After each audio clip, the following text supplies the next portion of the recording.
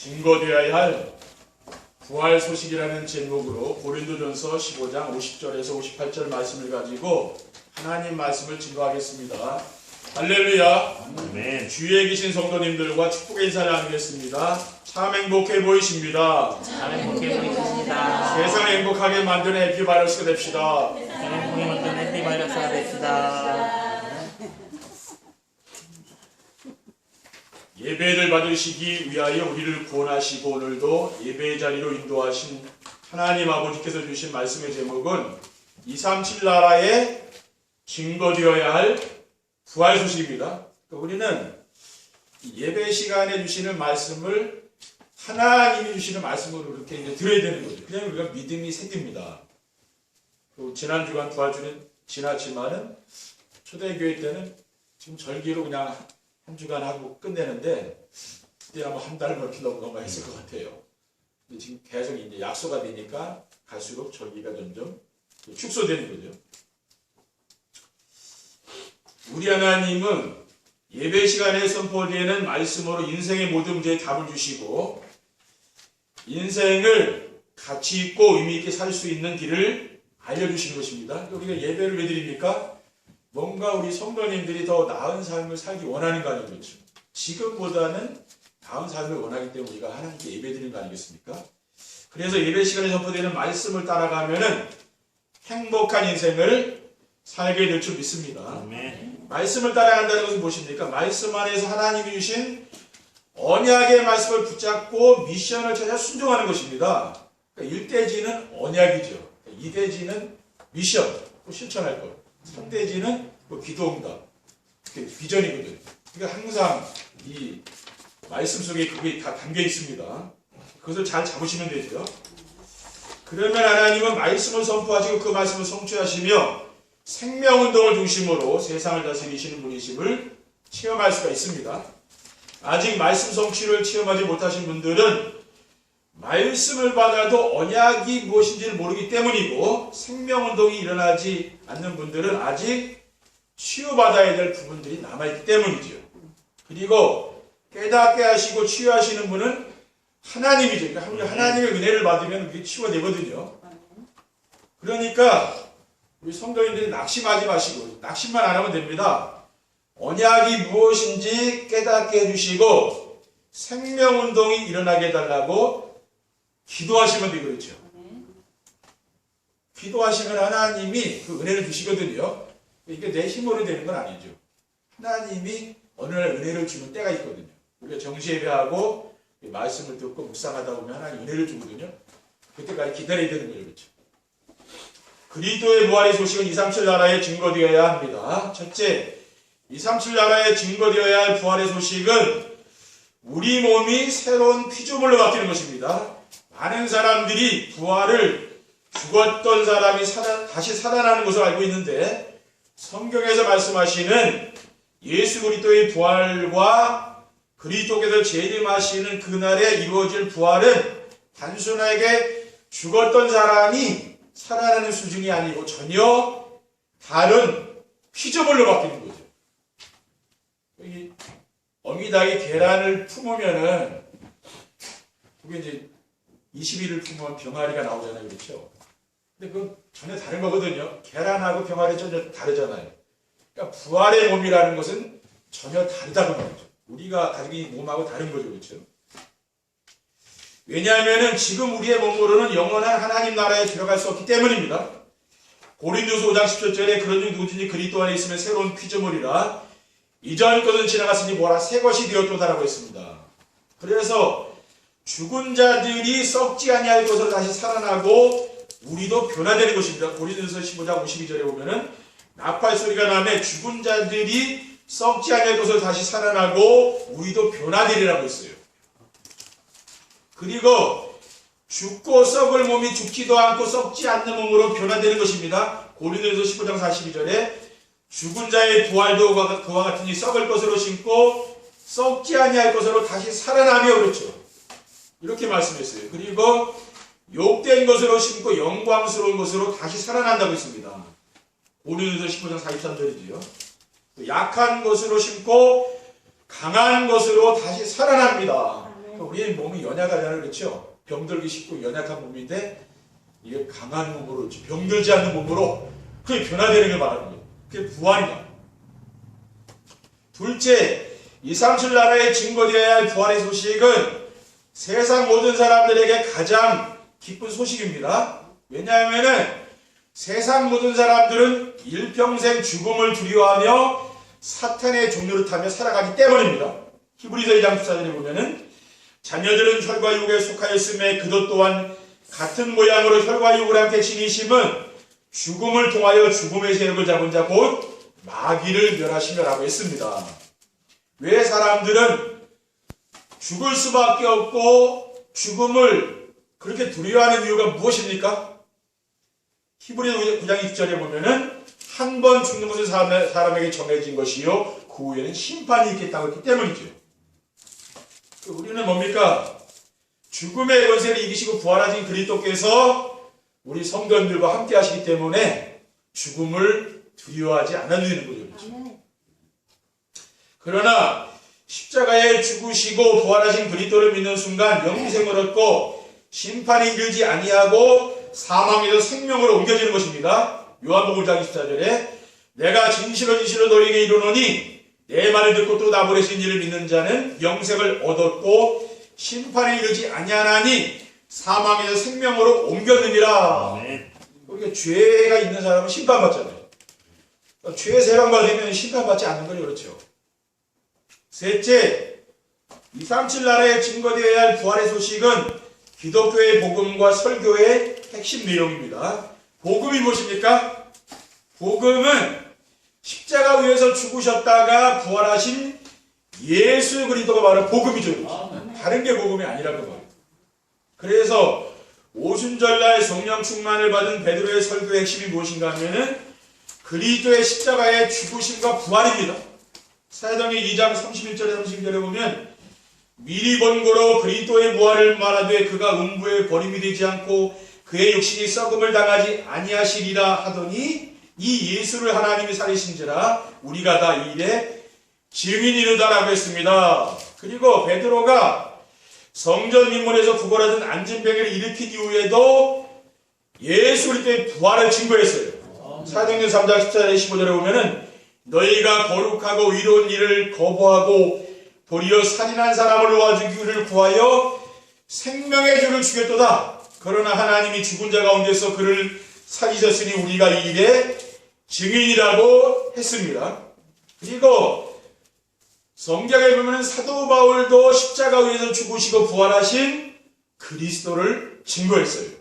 로마서 1장 2절에 4절에 보면은 이 복음은 하나님이 선지자들을 통하여 그의 아들에 관하여 성경에 미리 약속하신 것이라 그의 아들에 관하여 말하면 육신으로는 다윗을 통해서 나셨고 성결의 영으로는 죽은 자들 가운데서 부활하사 능력으로 하나님 아들을 선포되셨으니 곧 우리 주 예수 그리스도시니라 라고 했습니다.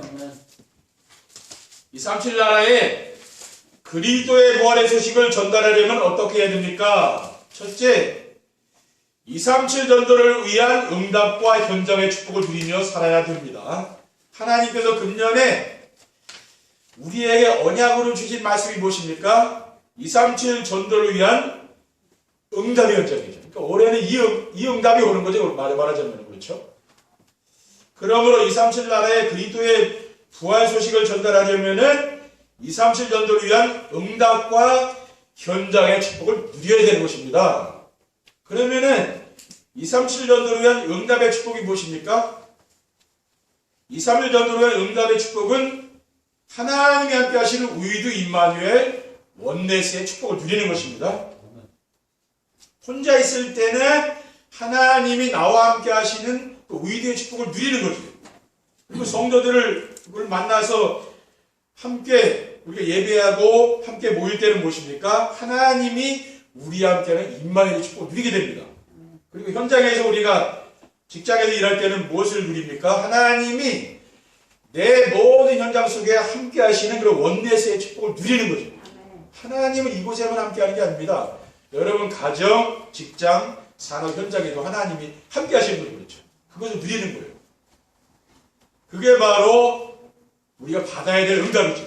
그리고 2, 3년 전도를 위한 현장의 축복은 무엇입니까? 가정과 직장과 교회가 플랫폼이 되는 겁니다. 그러니까 플랫폼이 뭐라고 했습니까?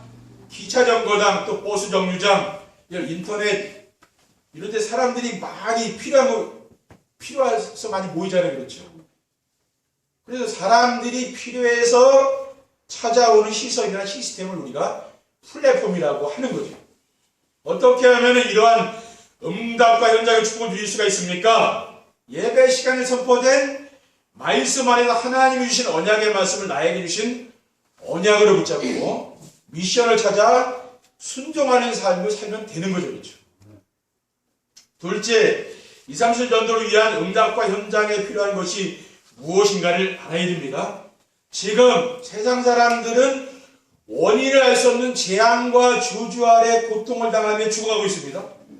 그러니까 코로나 이런 재앙이 왔는데 사람들이 이거 알 수가 없잖아요. 왜 왔는지. 그렇죠. 이런 재앙과 저주가 세상에는 끊이지 않는다. 코로나만 그렇습니까? 독감으로 인해서 사망하는 사람도 꽤 많이 있다니까. 그렇죠. 코로나만 그러면 이런 재앙과 저주가 꽤 많이 오고 있어요. 눈에 보이는 현상은 세상이 발전하는 것처럼 보이지만은 인간의 과학으로 막을 수 없는 재앙과 저주는 계속 증가하고 있습니다. 왜 세상에 재앙과 저주가 끊이지 않고 계속 일어납니까? 재앙과 저주는 사람들이 하나님의 말씀을 불순종한 죄 때문에 오거든요. 창세기 3장절에 보면은 여자가 그 나무를 본즉 먹음직도 하고 보암직도 하고 지혜롭게 할 만큼 탐스럽게 단 나무인지라 여자가 그 열매를 따먹고 자기와 함께 있는 남편에게도 주매 그도 먹으지라. 금단의 열매를 따먹고 나서 재앙과 저주가 온 거예요. 그전에는 재앙과 저주가 없었죠. 그렇죠. 그래서 사람들이 죽기를 무서워함으로 한평생 죽노릇하며 지낸다고 했습니다. 히브리서 2장 15절이죠. 또 죽기를 무서워함으로 한평생 매어 죽노릇하는 모든 자들을 놓아주게 하시니라고 했습니다.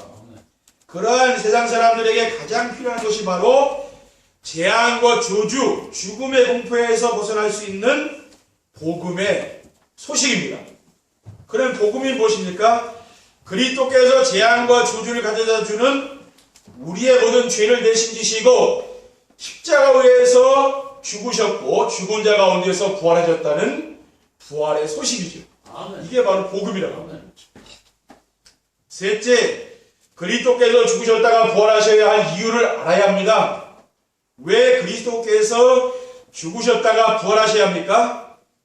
세상에 의인은 없고 모든 사람이 죄인이며 죄의 삭은 사망이라고 했습니다. 로마 3장 23절에 모든 사람이 죄를 범하였으며 하나님의 영광에 이르지 못하더니라고 했습니다. 아무리 훌륭한 사람이라도 뭐예요? 원죄가 있는 거죠. 그렇죠? 하나님을 모르는 게 죄입니다. 로마서 6장 23절에 보면은 죄의 삭은 사망이요 하나님의 은사는 그리스도에서 우리 주 안에 있는 영생이라고 했어요. 그래서 예수님이 이 땅에 오신 목적이 무엇입니까? 우리의 죄를 대속하기 위해서 이 땅에 오신 것이죠. 그렇죠? 마가복음 10장 45절에 인자가 온 것은 섬김을 받으려 함이 아니라 도리어 섬기려 하고 자기 목숨을 마른 사람의 대속물로 주려 함이라. 그러니까 우리가 지은 죄는 누군가 나를 위하여 대신 죽지 않으면 해결이 안 되는 거죠. 그래서 하나님이 죄가 없으시잖아요. 그렇죠? 죄 없는 인간이 어디 있습니까? 아무리 좋아 보이고 막 훌륭한 사람이라 해도 다 죄가 있다니까요. 그걸 모르고 지은 죄도 있다니까요. 아무리 경건하게 사는 사람도 다 성행군자도 죄가 있어요. 그런데 이 세상에 죄 없는 분은 딱 하나 하나님밖에 죄가 없다고 말해요. 그러니까 하나님이 아니면 우리 죄는 해결이 안 되는 거죠. 그렇죠? 그리고 예수 그리스도는 죄가 없으셨기 때문에 사망 권세를 이기시고 부활하신 것입니다. 고린도서 15장 3절에 4절에 보면은 내가 받은 것을 먼저 너에게 전하였노니 이는 성경대로 그리스도께서 우리 죄를 위하여 죽으시고 장사진을 받으셨다가 성경대로 삶 안에 다시 살아나셨다고 했어요. 그리스도는 어느 날 이 땅에 그렇게 문선명같이 어느 날 온 사람이 아닙니다. 성경대로 오셨다고 말이에요. 성경에는 구약에 뭡니까? 이 성경 역사가 한 4,000년 된다 그러잖아요. 그렇죠? 구약 2,000년, 신약 2,000년 하면 근데 구약에 이미 기록했다니까. 그리스도가 오실 것을. 그 약속대로 오신 것이지 어느 날 내가 그리스도다 이렇게 나타난 분이 아니라 그 말이에요. 그렇죠? 그러니까 우리가 이거를 예수님을 그리스도로 그래서 믿는 거죠. 그런데 이 그리스도는 죄가 없으니까 그분이 누굽니까? 그분이 하나님이라고 말해요. 그러니까 우리가 믿는 하나님이 누굽니까? 예수 그리스도가 하나님이라고 말해요. 예수 그리스도. 그렇죠. 예수 그리스도를 하나님으로 우리는 믿는 거죠. 그렇죠. 이게 다른 거라고 말해요. 예수 그리스도 우리는 주로 믿는 겁니다. 이게 다른 거죠. 그렇죠. 결론입니다. 237 나라에 그리스도의 부활의 소식을 전달하면 어떻게 됩니까? 첫째, 부활하신 그리스도께서 항상 함께 나와 함께 계심이 믿어지며 기쁘고 행복합니다. 237 나라에 그리스도의 부활 소식을 전달하려면은 237 전도를 위한 응답과 현장의 축복을 누려야 한다고 했습니다. 237 전도를 위한 응답과 현장의 축복이 뭐라고 했습니까? 혼자 있을 때 하나님이 함께하는 우리도 축복 누리는 거예요. 또 성도들이 모일 때는 뭡니까? 임마누엘 축복 누리는 거예요. 교회에 모일 때는 임마누엘. 또 모든 현장에 가서는 뭡니까? 원내스의 축복을 누리며 사는 것입니다. 그러면 인생이 행복하지 않겠습니까? 그러므로 237 나라의 그리스도의 부활의 소식을 전달하면은 부활하신 그리스도께서 항상 나와 함께 열심히 믿어지며 기쁘고 행복한 거죠. 부활하신 그리스도가 지금도 눈에 보이지 않지만 성령으로 우리와 함께 계시잖아요. 그 성령으로 함께 계심이 내가 믿어지고 느껴지니까 뭡니까? 내 인생이 행복해진다고 말합니다. 둘째, 재앙조주와 죽음의 공포에서 해방되고 어떤 환경에도 감사하게 됩니다. 왜냐하면은 예수 그리스도의 부활 소식은 그리스도께서 십자가에서 죽으심은 우리의 죄를 대속하기 위함이죠. 그리고 그리스도의 부활은 사망 권세를 가진 사탄을 이기시고 승리하신 것을 알리는 일이기 때문입니다. 그렇죠? 그래서 그리스도의 부활 소식을 전하게 되면 어떻게 됩니까? 재앙과 저주, 죽음의 공포에서 벗어날 뿐만 아니라 그 어떤 환경에서도 감사하며 살게 됩니다. 그러니까 우리가 코로나 이런 바이러스가 와서 세상 사람들이 지금 죽을까봐 두려워하잖아요. 그렇죠?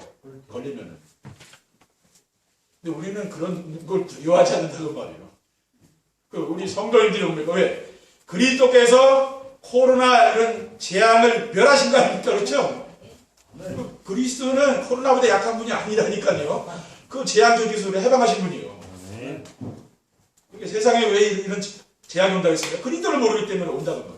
여러분들이 뭡니까? 이상한데 막 이상한 사람 만나지 않고 또 마스크 잘 쓰고 다니시면 괜찮아요. 그렇죠? 그러면 안전하다니까. 또 교회는 안전합니다. 왜? 코로나를 전파하는 데가 교회가 아니라니까요. 그렇죠? 그 재앙을 막는 것이 교회인 줄 믿으시기 바랍니다. 셋째로 직장과 교회에서 플랫폼이 되어 전도가 되어지고 제자가 세워집니다. 하나님께서 2021년도에 우리에게 언약으로 주신 그 말씀이 뭡니까? 여기 있잖아요. 237 전도가 응답의 현장, 하나님이 이 응답을 오래 주시겠다는 말이에요. 여러분 다른 응답 받으라 그러지 마시고 이 응답 받으시면 돼요. 응답의 축복은 뭐랬습니까? 우리의 삶 속에서 임마누엘의 축복을 누리는 거죠. 하나님이 함께하는 것. 그 다음에 현장의 축복이 뭡니까? 우리의 가정과 직장과 교회가 플랫폼이 되어서 전도가 되어지고 제자가 세워지는 겁니다. 이 축복을 누리는 거예요. 그리고 237 전도는 237 나라의 그리스도의 십자가와 부활 소식을 전하는 것입니다. 근데 지금 자유주의 신학이 워낙 많잖아요. 그리스도의 십자가와 부활을 증거하는 것이 아니라 자꾸 인간의 의의를 강조하는 그런 신학들이 지금 세상에 계속 일어나거든요. 그리스도보다는 뭡니까? 사람을 높인다는 거예요. 하나님을 높여야 되는데 하나님 영광을 사람이 자꾸 사람을 높이니 교회가 어떻게 되겠습니까? 그렇죠? 갈수록 교회들이 그래서 어려워지고 문 닫는 이유는 거기 있는 거예요. 그렇죠? 우리는 초대교회의 그런 신학으로 돌아가야 되는 겁니다. 그렇죠? 그러므로 우리가 237 나라의 인생의 모든 문제를 끝내시기 위해 십자가에 죽으시고 부활하신 그리스도를 전달하면은 직장과 가정에서 플랫폼이 되어 전도가 되어지고 제자가 세워지는 그 축복을 누릴 줄 믿습니다. 그러니까 여러분이 계속 은혜 가운데 있다 보면 어느 날 되는 거예요. 그렇죠? 네. 지금 잘 안 돼도 뭡니까? 되어진다니까요. 그리고 여러분이 늘 그 묵상하는 말씀이 늘 있어야 됩니다. 그렇죠? 그게 주님이 나와 함께하는 거예요. 우리가 정시예배 드리는 이유는 뭡니까? 그 말씀을 붙잡고 늘 기도하고 묵상하고 그렇게 우리 치유가 됐잖아요. 그래야 하나님이 우리의 삶의 현장에 하나님 응답의 축복을 누리는 귀한 축복을 주실 줄 믿습니다. 아멘. 기도하겠습니다. 주님 감사합니다. 오늘 정말 237 나라에 우리가 집중해서 증거에 대한 그리스도의 부활 소식을 우리가 먼저 누리고 예수 그리스도의 십자가 죽으심을 우리가 증거하는 자들이 될 수 있도록 인도해 주시옵소서. 주 예수 그리스도 이름으로 기도드립니다. 아멘.